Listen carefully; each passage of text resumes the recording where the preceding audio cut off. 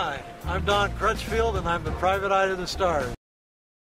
By the new G-Men, a former Pinkerton operative wrote a novel that would forever etch the PI's image on the popular imagination. Dashiell Hammett's Maltese Falcon introduced the world to Private Eye Sam Spade.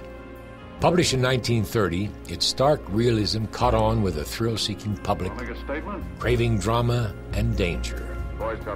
Soon, books, movies, and radio dramas were populated with private eye characters, lonely figures who inhabited a dimly lit and dangerous world that reflected the moral uncertainties of modern life. These fictional heroes used savvy and street smarts to foil the crooks. Help! Help! Or save an attractive female client from harm. But sometimes even the good guy would succumb to the evils of the world full of double-cross and deception. Whatever she was willing to pay you, I'll up it. Just stay away from her. Television played a major role in brushing up the PI's image, creating some heroic and sometimes quirky sleuths like Jim Rockford, Thomas Magnum, and some guy named Joe Mannix, who week after week solved the cases the cops couldn't or wouldn't handle, usually within an hour's time. Everyone knew these guys were pure fiction. Yet ask Don Crutchfield, and he'll tell you there was a time when fiction and reality nearly met. Where else but in Hollywood? The 60s was the golden age of the Hollywood PI. I don't care what anybody says, and I love Raymond Chandler and Philip Marlowe and that whole Noir thing. The 40s thing I think is great, but the 60s was the golden age. Golden because many PIs made a good living tracking the wayward mating habits of the stars. We call ourselves wheelmen in those days because we were surveillance experts. Adultery was one of the few legal grounds for divorce in California, and there was work to be had tailing unfaithful spouses.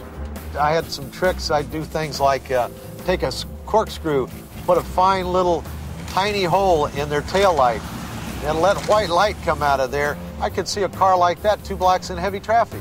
This wheelman could also see the divorce game wasn't the only way to make a buck. He worked as a bodyguard for many of Hollywood's biggest stars, including Judy Garland and Frank Sinatra. And according to a book he later wrote, he also handled cases for clients like Marlon Brando, Charles Bronson, and Carroll O'Connor. Crutchfield may have also saved the career of a man who worked behind the scenes of a musical group from Liverpool, England.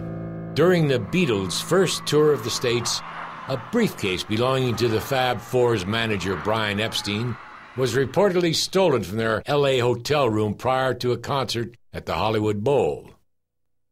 This guy knew the movement of the Beatles and Brian Epstein, and he knew they were gone, and so he broke into one of the bungalows, which is, it was that one right there, and he got in, and he knew that Brian Epstein kept money in the briefcase.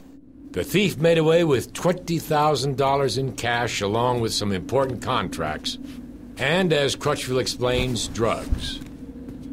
A worried Brian Epstein called Crutchfield after a blackmail demand. When I talked to Brian Epstein, he was so upset he wanted to pay the guy. And I told him, you can't do that, Brian. If you start paying him now, you're going to have to continue to pay him. Deciding not to take that risk, Epstein hired Crutchfield to negotiate with a blackmailer. A whole series of events happened where we met with intermediaries. We ran ads in the paper, answered ads, stuff like that. Finally, the guy was comfortable enough, and so I was to meet him at the Los Angeles airport. There was a grassy area at the entrance as you come in, and I was to exchange the money for the briefcase. But Crutchfield brought with him a little backup in the form of 2 members of the LAPD. Well, when he pulled up in a taxi, actually, and as he opened the back door, I just pulled him out of the taxi. I had 2 police officers there. They took him down to the police station. Brian Epstein was called down to identify his briefcase. And we said, is that your briefcase? And he says, yeah. Open it and see if the contents are in there. He opened it. He says, well, my money's gone. It looks like my contracts. But what's this stuff in the baggie? That's not mine. And the guy's going, hey, man, don't burn me. That ain't my drugs. Those are your drugs. And Brian said, I don't know what you're talking about. I said, wait a minute. There's a law in the state of California. It's called possession. And my friend, you happen to have possession of these drugs. That means you're guilty of possession. These are not our drugs. These are your drugs. And so they drugged the guy screaming and yelling, and nobody ever found out about it, which I thought he deserved that. Around the same time came a change in the divorce laws in California. Marriages could now be dissolved by mutual consent. There was no need to trail cheating spouses or catch them in the act. It was the end of the road for many unsuspecting wheelmen. And so we had to adjust, and it was a hell of an adjustment. The fun days, the golden days were over. It got more serious, and it got down to business. You switched to things like asset searches, background searches, pre-employment screening for Fortune 500 companies, things like that. Crutchfield managed to keep his star-studded client list intact. Even so, the work hasn't always been glamorous.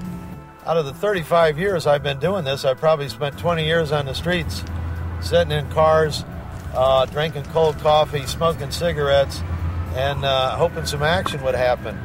But after all those years, the man known as the PI to the stars still loves every minute on the job. But I tell you something, if I had it to do all over again, I wouldn't change a thing. I'm one of a handful of people that do what I do.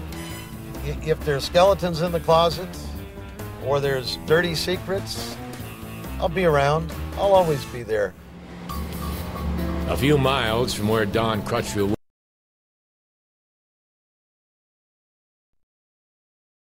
In 1967, the Proud Star suffered a crushing blow in the town he'd helped build, Las Vegas.